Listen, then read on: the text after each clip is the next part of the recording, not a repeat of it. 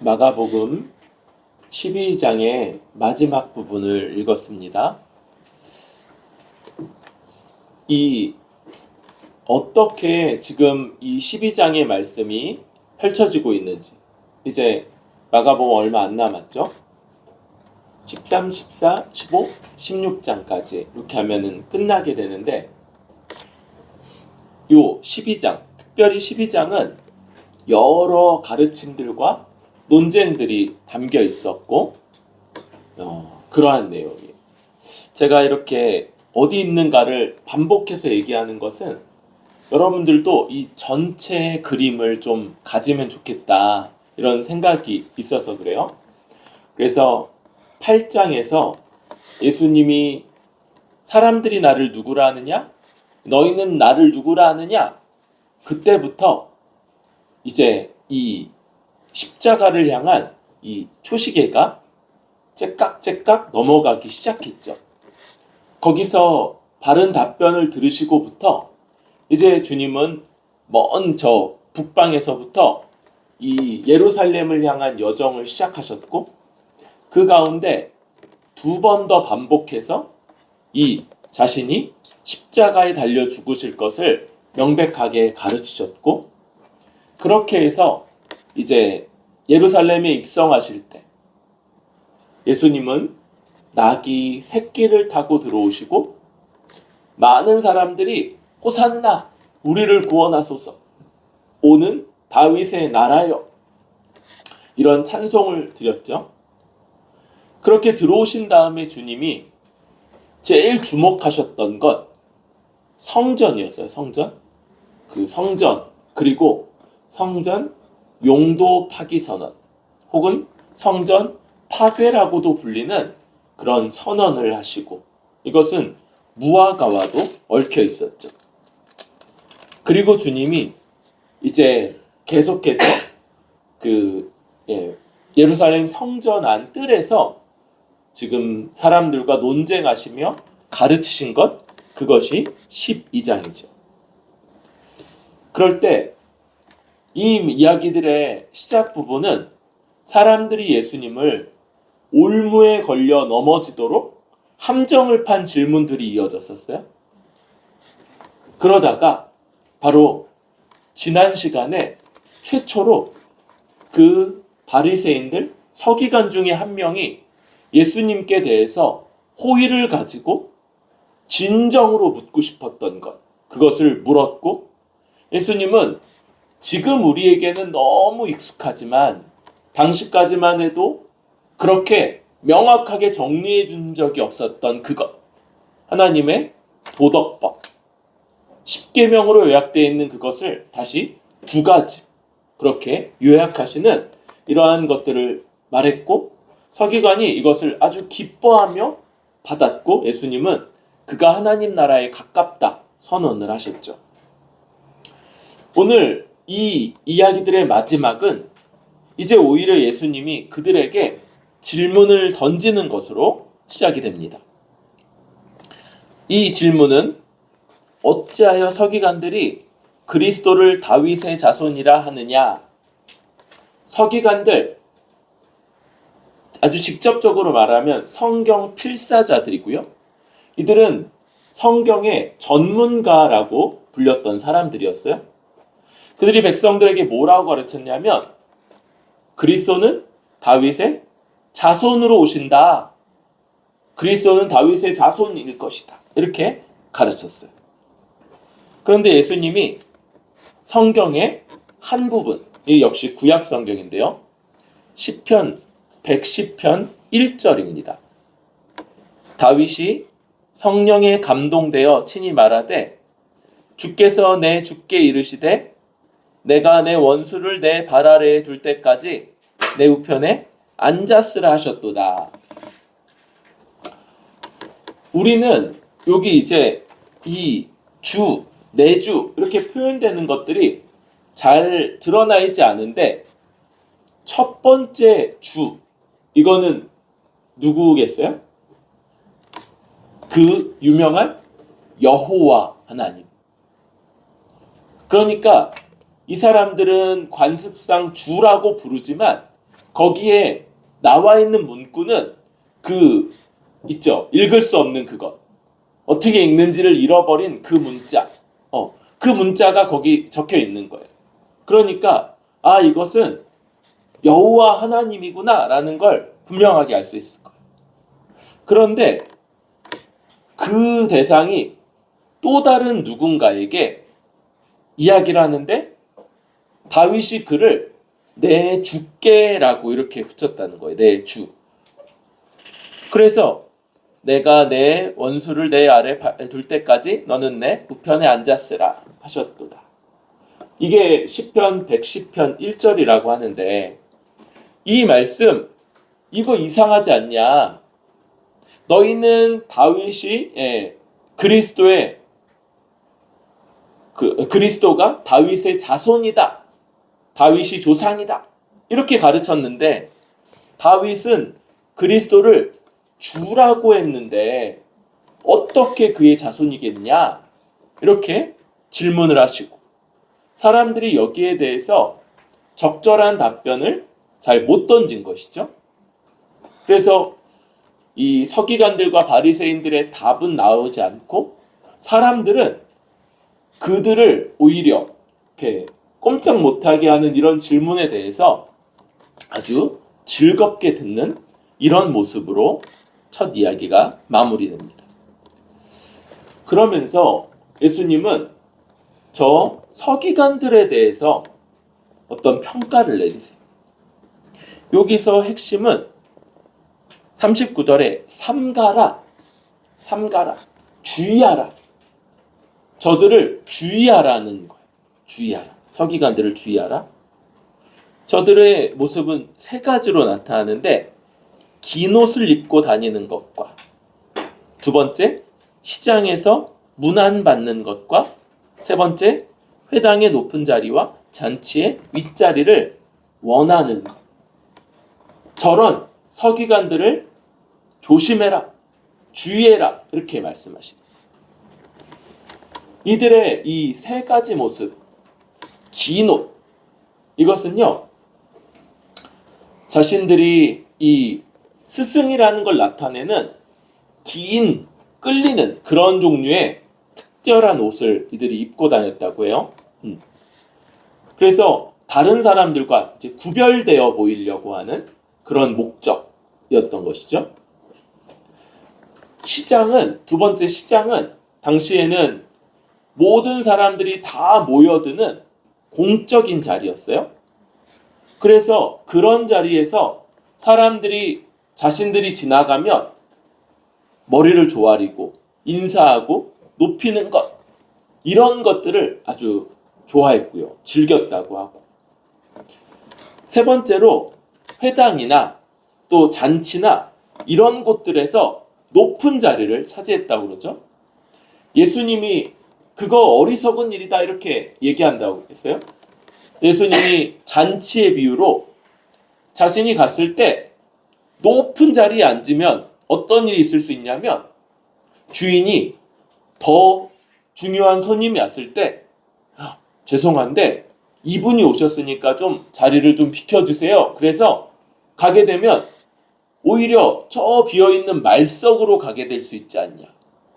오히려 말석에 앉아라. 그러면 주인이 왜 거기 앉으셨어요? 일로 오세요. 그래서 높은 자리로 자신을 안내할 때 그게 더 영광스러울 거다. 그냥 이렇게 삶의 지혜 같은 것들을 말하는 것 같아 보이지만 당시의 문화를 반영하고 있는 거예요. 그래서 그런 특별한 종류의 옷을 입고 거드럼을 피우면서 가서 제일 높은 자리, 제일 사람들이 주목하는 자리에 그들이 앉아 있는 것. 이것이 그들의 특권의식, 또 명예욕 이런 것들을 나타내는 그런 모습, 특징적인 모습으로 예수님이 나타내신 것. 그런데 그들이 겉으로는 자신들이 더 경건하고 거룩해 보이고 사람들에게 높임 받기를 원하고 추구하고 그런 특권의식을 나타내면서도 이들이 어떤 일들을 하냐? 두 가지 지난 시간과 연결이 되겠죠? 하나님을 사랑하고 이웃을 사랑하는 것이었는데 왜 이웃부터 얘기하죠? 과부의 가산을 삼키며. 과부 그러면 당시에 여성 혼자 남아있는 사람은 스스로 여러 가지를 감당하기가 어려운 상태였을 거예요. 그런데 남편이 뭔가 물려준 것, 남편이 남겨놓은 것들이 있을 때 오히려 이런 약자, 스스로 사회적으로 어떤 영향력이나 결정권이 없는 사람의 것들을 빼앗아가는 그러한 것을 불법적으로 빼앗거나 갈취하는 이런 일들. 이 과부는 대표죠. 사회적 약자의 대표. 그래서 율법이 돌보라고, 살피라고, 보호하라고 명한 그 네 부류의 대표 중에 하나인데 이들은 오히려 그것을 갈취함으로써 이웃사랑의 그 계명을 어기고 있는 것이고, 두 번째는 뭡니까? 외식으로 길게 기도한다는 거예요. 그래서 하나님과의 진정한 교제, 하나님을 향한 진정한 높임이 아니고 다른 사람들보다 길게, 그래서 다른 사람들에게 인정받는 것을 목적으로 한 그런 방식의 기도. 이것이 이 하나님 사랑의 계명을 깨트리는 그러한 모습이다. 그래서 그들이 받는 판결이 아주 중할 거다. 그들의 판결, 이 최후 심판을 배경으로 하고 있을 거예요. 이것이 중하리라. 이렇게 한 부류를 이야기하죠. 주님이 여기서 말하는 나머지 한 부류는 가난한 과부입니다. 그렇죠? 오히려 저 40절에 나오는 남편이 좀 뭘 남겨주고 간 그런 과부는 약간 어떤 면에서 특별한 과부일 수 있어요. 오히려 훨씬 대다수의 과부는 그 다음에 나오는 그런 과부가 더 일반적인 부류라고 할 수 있을 거예요. 여기서 예수님은 헌금함을 주목해서 보십니다. 사람들이 어떻게 헌금함에 돈을 넣는가, 이걸 주목해서 보고 계세요. 그런데 여러 부자들이 거기 돈을 넣죠. 이때 일부러 거기에 쨍그랑 소리가 많이 나도록, 우와 정말 많이 넣는구나, 정말 경건하구나, 이런 평가를 듣도록 그렇게 소리가 많이 날 수 있도록 그렇게 넣는 것이 당시에 또 일반적인 문화 중에 하나였다고 해요. 그런데 그러다가 한 과부가 두 렙돈을, 근데 그건 한 고드란트다, 이렇게 얘기해요.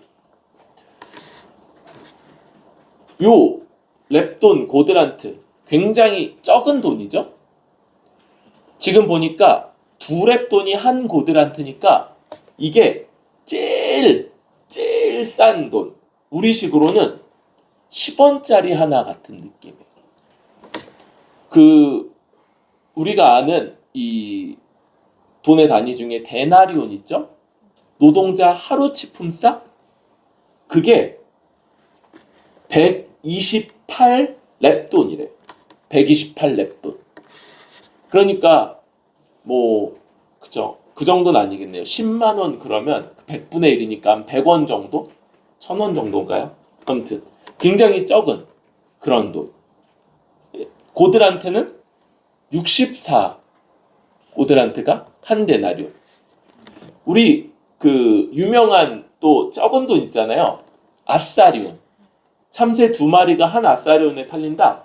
아사리온은 16 아사리온이 데나리온이라고 해요. 그러니까 그 아사리온, 참새 2마리 사는 동전마저도 이 렙돈보다는 훨씬 많은 비싼 돈인 거죠. 렙돈보다. 그러니까 너무 미약한 돈.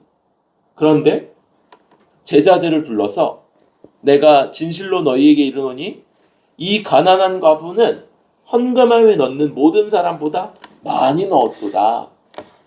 이 과부가 모든 사람보다 더 많이 넣었다.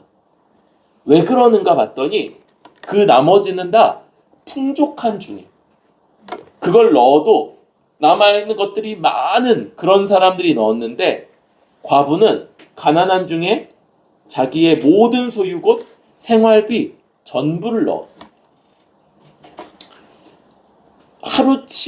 하루치 생활비였을지 모르겠어요. 그래서 그걸 넣고 나면 그날을 하루 종일 굶어야 되는 그런 것. 그런데 그 전부를 거기에다가 기뻐하며 넣었던 것. 이것으로 예수님이 이 과부를 인정하시고 그랬던 것으로 이 이야기가 맞춰지게 됩니다.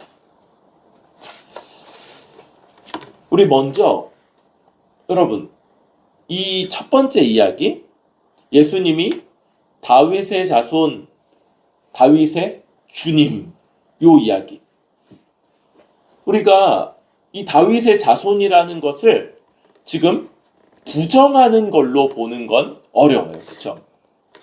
이미 바디메오가 예수님을 다윗의 자손이여 라고 소리 질렀을 때 예수님이 그것에 대해서 왜 틀렸냐 이렇게 교정하지 않으셨죠. 오히려 딴 사람들이 그의 입을 막으려는 걸 예수님이 들 데려오라 이렇게 얘기하셨었고 또 같은 의미죠. 오는 다윗의 나라 이것들이 같은 의미예요. 그러니까 예수님이 다윗의 자손이라는 걸 부정하지 않아요. 심지어는 바울도 로마서에서 우리 곧 보게 될 로마서에서 그는 육신으로는 다윗의 혈통에서 나셨고 이렇게 얘기해서 다윗의 자손이라는 것 하나는 분명합니다. 여기에서 중요한 것은 그가 다윗이 자기 시편을 통해서 고백한 바 다윗의 주님이기도 하시다. 여러분 어떤 사람은 다윗의 자손이라고 불릴 수만 있고 다윗이 나의 주님 이렇게 높일 만한 그런 존재는 동시에 될 수가 없어요. 사람으로서. 그런데 지금 오는 메시아 저 서기관들의 생각에는 다윗의 혈통으로 오는 굉장히 리더십 있고 굉장히 정치력이 강하며 또한 군사적으로 이 나라를 이끌 법한 그런 훌륭한 한 인간 그런 사람이 메시아일 거다라고 봤는데 그것만으로 설명이 안 된다는 거예요.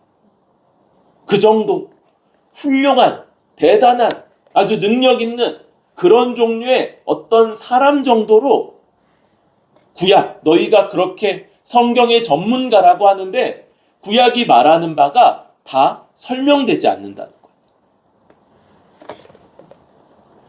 어떻게 다윗의 자손이면서 동시에 그 다윗이 나의 주님 이렇게 말할 수 있느냐는 거예요.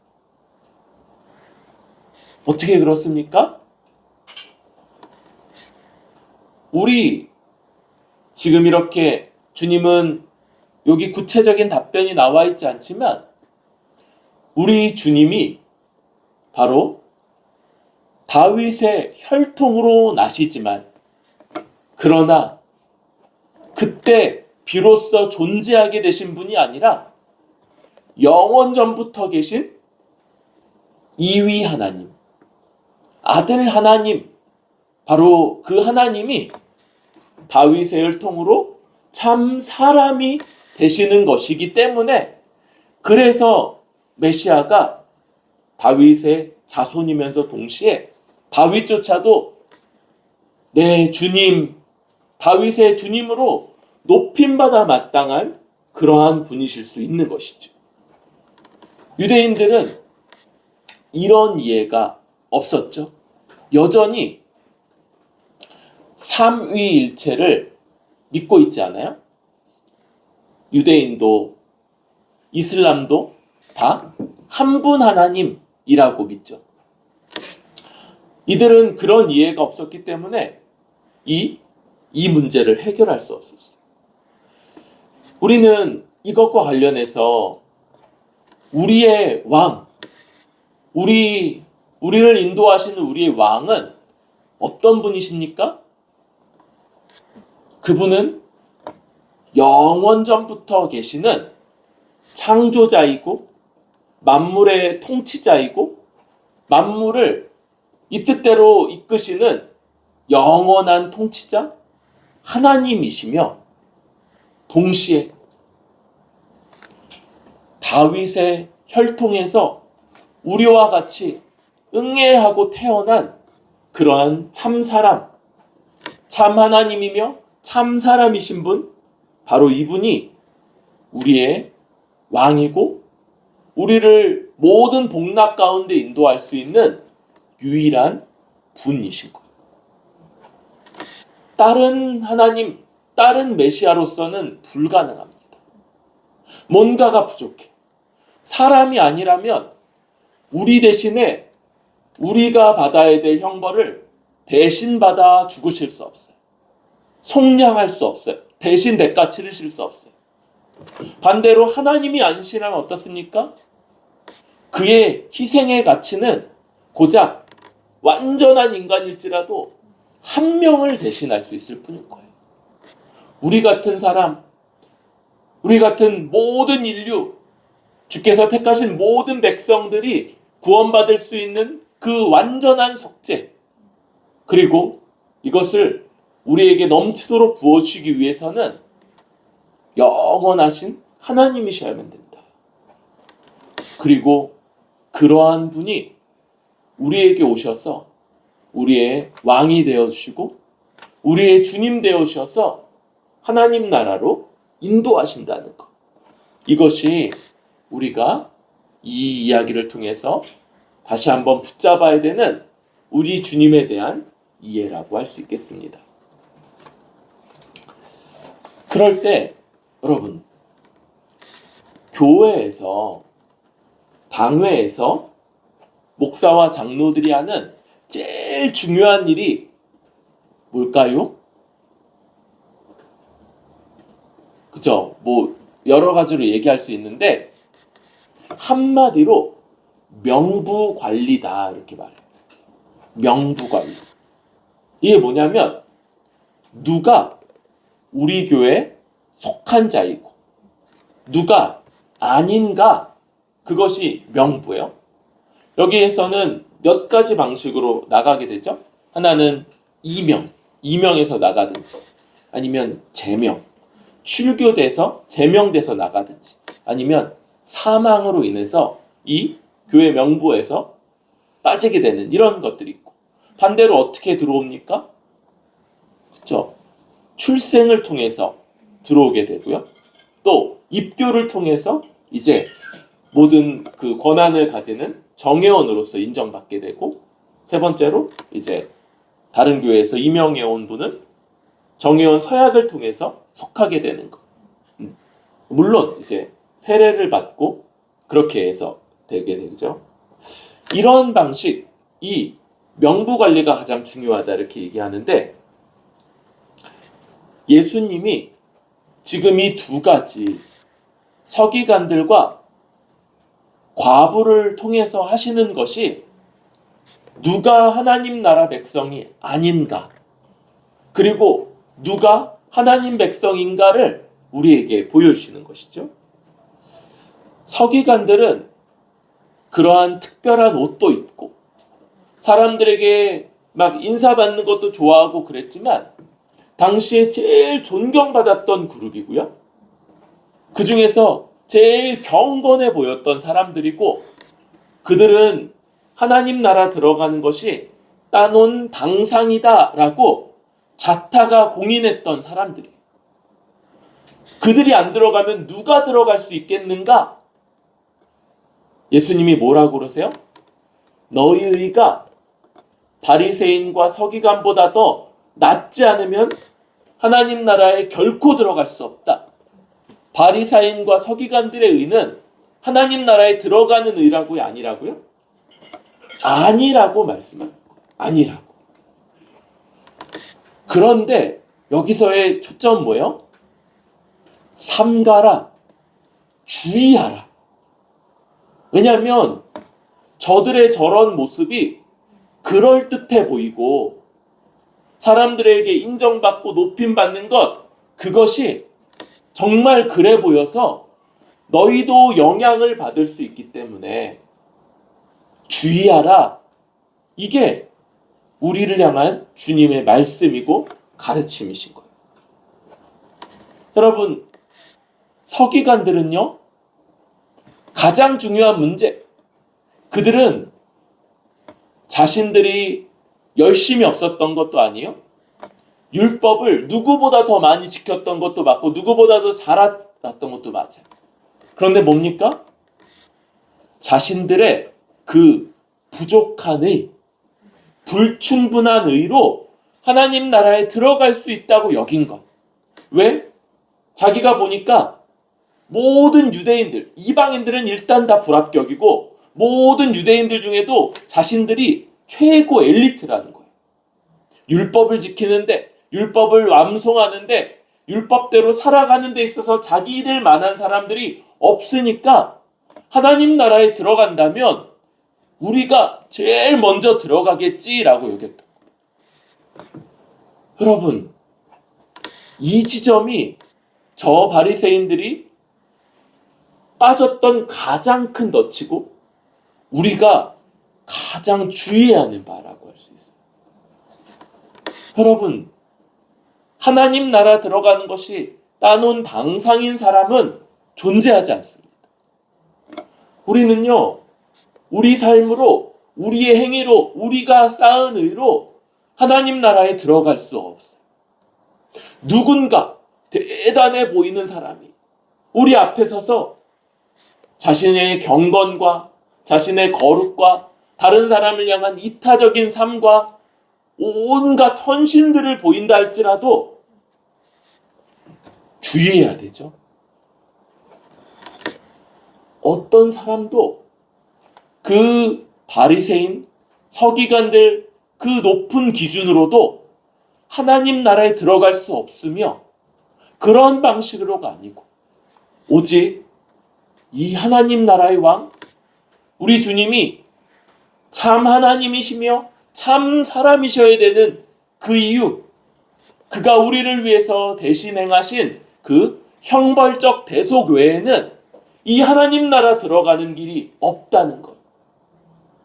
그들은 두 가지로 더 중한 편견을 받을 거예요. 하나는 자신들이 겉과 속이 달랐던 것. 율법을 누구보다 다 지킨다고 그렇게 주장하면서 속으로는 과부의 것을 빼앗고 또 하나님 앞에 거짓됐던 것들이 책망받을 거예요. 또 한 가지 뭡니까?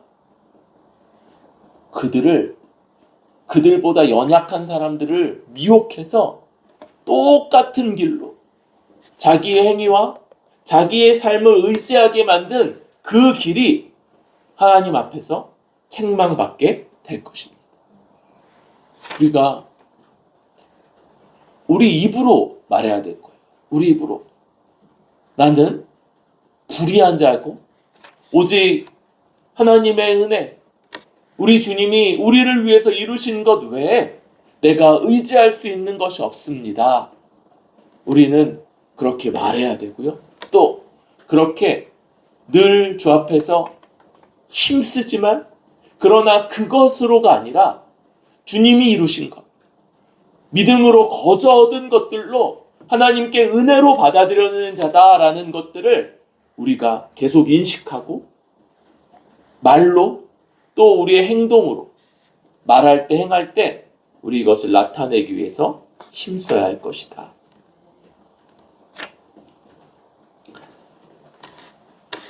이 사람이, 이 서기관 그룹이 주님이 하나님 나라에 들어가지 못하는 사람들로서 우리에게 제시했다면 또 다른 한 그룹, 바로 이 가난한 과부죠. 그런데 여러분, 전 재산, 전 재산 하나님 앞에 바쳐야 되겠죠? 제일 없는 날, 제일 용돈 떨어진 날, 그래서 2랩돈 정도 있는 날, 호주머니 뒤졌을 때 1,000원짜리 2장 나오는 날, 그런 날 다 바쳐야 되겠죠? 여러분, 우리가 아는 것처럼 헌금하는 것, 이거 중요하죠? 주님이 헌금함을 주목하고 보셨다는 것, 이런 것들이 의미를 가져요. 우리에게 우리의 믿음, 하나님을 향한 우리의 태도, 이런 것들이 거기에 반영이 되기 때문에 그래요. 그런데 하나님이 우리에게 주목하시는 것, 지금 예수님이 주목하신 것, 이게 뭐냐면 이 과부가 적게 넣었다, 많이 넣었다, 이것이 아니라 전부를 넣었다는 것이고, 이것은 곧 자기의 생활비 전부. 그러면 어떻게 돼요? 이 과부는 자기 가진 것으로는 자기 생활을 스스로 책임질 수 없는 것. 여러분, 이건 일반적인 원리가 아니에요? 하나님은 우리에게 한 달 동안 열심히 일해서 번 돈, 그것을 우리에게 소득으로 주시고, 이걸 지혜롭게, 알뜰하게 잘 관리해서 한 달을 살아가도록, 거기에서 헌금도 하고, 필요한 생활비도 하고, 또 저금도 하고, 이렇게 해서 살아갈 수 있도록 그렇게 하시는 거예요. 그냥 자기 걸 다 하나님 앞에 내놓고 하나님 책임지세요, 이거는 일반적인 원리는 아니에요. 그런데 이 과부가 보여주는 모습이 뭡니까? 하나님을 향한 온전한 의지, 하나님을 의탁하는 것. 여러분, 일반적인 방식으로 자기 생활비 전체를 헌금함에 넣었다면 그 과부는 자기의 삶, 자기의 생활, 이거 오늘 하루 먹는 것, 자기가 스스로 할 수 없고 하나님이 돌봐주시지 않으면 불가능하다, 할 수 없다, 이런 것을 이런 방식으로 고백하는 거. 여러분, 여기에 있어서는 어떤 면에서 부자보다 과부가 더 유리할 수 있어요. 부자는요, 자기가 가진 거 다 동전 바꿔서 거기 넣으면 헌금함이 터질지도 몰라요.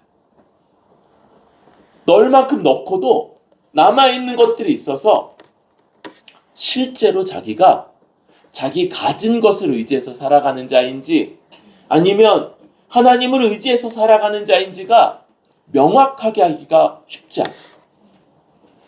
그런데 오히려 별로 없을 때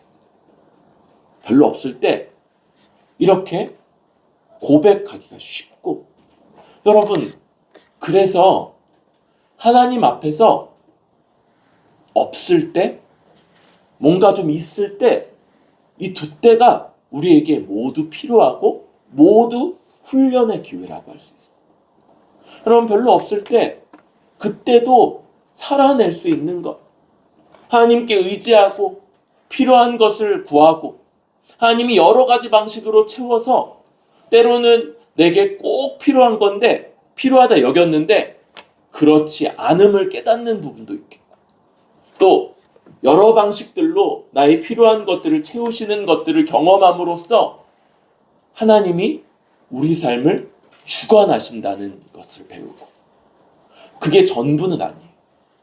여러분, 우리가 내가 내 가진 것으로 살아가는 자가 아니고 하나님이 채우시는 것으로 살아가는 자다라는 것과 함께 또한 하나님이 우리에게 맡기시는 것을 청지기로서 그것을 규모 있게 사용하여서 하나님의 뜻을 이루어가는 도구로 사용하는 그 방식으로 살아가는 것, 이 두 가지 가르침 모두가 우리에게 필요하고, 주님이 하나님께 자기의 삶 전체를 맡기는 자를 당신과 함께 살아갈 수 있는 자, 하나님 나라 백성이 기준으로 삼으신다는 것, 이것이 우리에게 아주 중요하다고 할 수 있습니다. 여러분, 하나님을 우리 가진 것이 아니라, 이번 주에 들어올 어떤 것이 아니라 하나님이 우리를 채우신다는 것. 물론 이 둘은 배치되는 건 아니라고 그랬어요. 하나님이 우리를 돌보시고 하나님이 먹이시고 하나님이 채우신다는 것들을 믿을 수 있는 믿음, 이 믿음이 우리에게 있기를 바랍니다. 그리고 그 믿음이 내가 좀 넉넉할 때, 그때도 유지되고, 그래서 그것도 그때 믿음이 흔들려서 이제 소유로 살아가는 자가 아니라 그때도 하나님이 책임지시고, 그래서 내게 있는 것들을 하나님의 뜻을 이루어가는 도구로서 얼마든지 사용하는 청지기로서 살아내는 그런 우리들. 이 두 가지 모든 것이 다 하나님 것이고 하나님만이 책임지신다. 하나님이 내게 하나님 것들을 맡기셔서 하나님의 뜻을 이루어 가신다. 이 두 가지 고백 모두가 하나님 나라 백성의 고백이라고 할 수 있겠습니다. 우리 참 사람이고 참 하나님이신 우리 주님이 우리 같은 자를 이끄셔서 하나님 나라 백성 삼으실 때 우리 주의해야겠습니다. 저 위선에 통해서 많은 사람들을 참된 길에서 벗어나게 하는 저 모습들 주의하고, 오히려 온전히 하나님께 나의 삶, 나의 모든 것들의 전부를 맡기는 믿음과 함께 하나님이 내게 주신 것들이 하나님의 뜻을 이루어가는 것이다 라고 하는 이 청지기적인 삶으로 이 땅에서 이 모든 것들, 비날 때 또 부할 때 이것들을 다 훈련의 기회로 여기면서 살아가는 우리들 될 수 있기를 소망합니다.